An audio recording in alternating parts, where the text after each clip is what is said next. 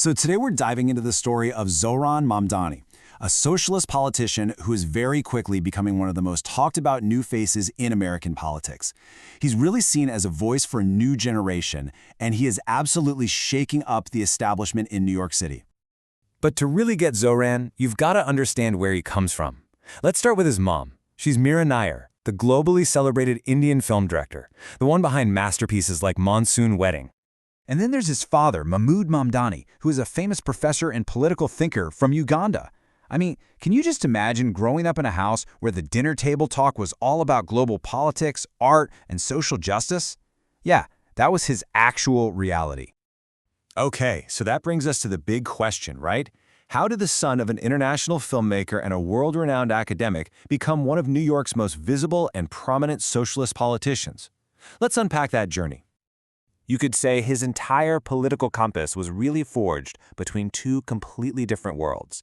And that unique upbringing? Well, that's where our story really kicks off. So picture this. He was born in Kampala, Uganda, but he was raised right here in New York City. He was living a life of contrasts from the very beginning. His parents didn't just teach him to respect diversity, they gave him this incredibly sharp awareness of global inequality. And that perspective, well, it's what would eventually pull him away from a more comfortable life and straight toward the realities of the city's streets. So how did this deep-seated belief in social justice actually turn into a political career? Well, there was this one key experience right after college that turned his academic ideas into a genuine calling. After studying economics and philosophy, where he spent his time analyzing the nuts and bolts of capitalism, he took a job as a housing counselor. And this is where everything changed. He was on the front lines, day in and day out, helping tenants fight eviction. All of that theory from college suddenly became brutally real.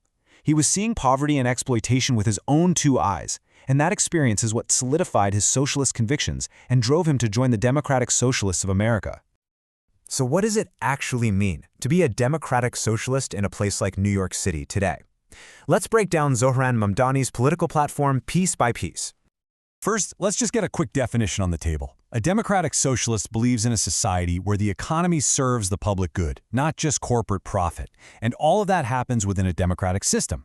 It's not about state control of every little thing in your life. That's a really common misconception.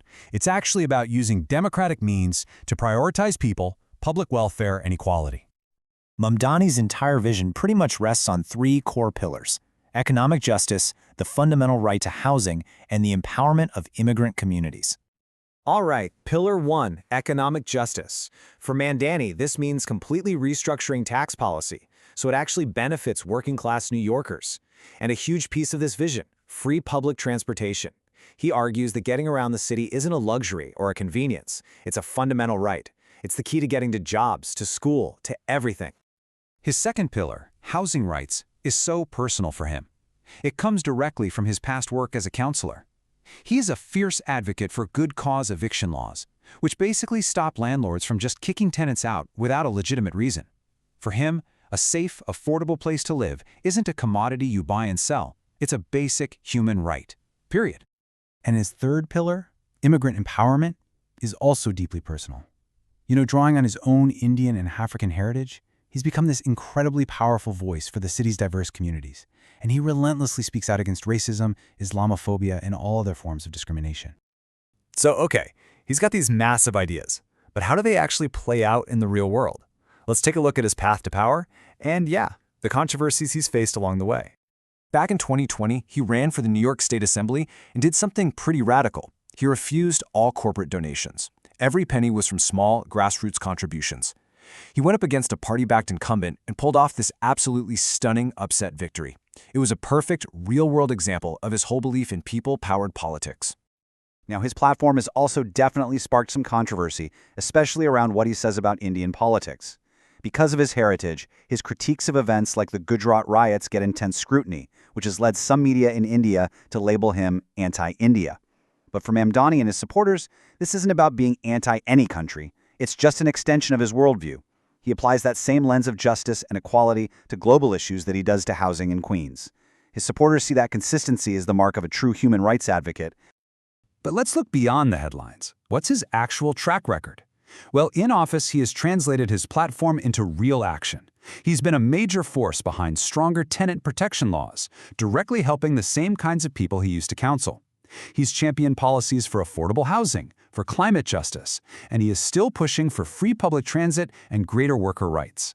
But maybe most importantly, his presence has mobilized thousands of young and first-time voters, which is fundamentally changing the political energy in his district.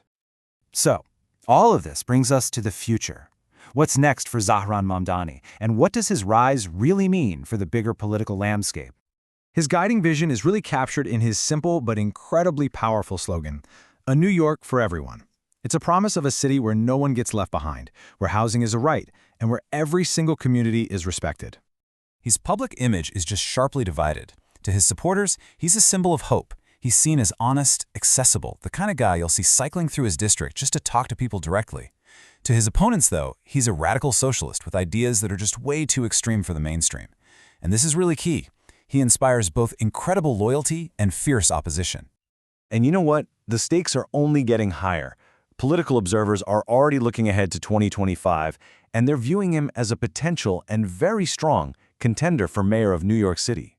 Which leaves us with this one last thought. Zohran Mamdani's journey from social worker to a real political force is remarkable. So, is he just an outlier, a unique product of his time and his very specific background? Or does his rise signal a fundamental shift, a new face of American city politics?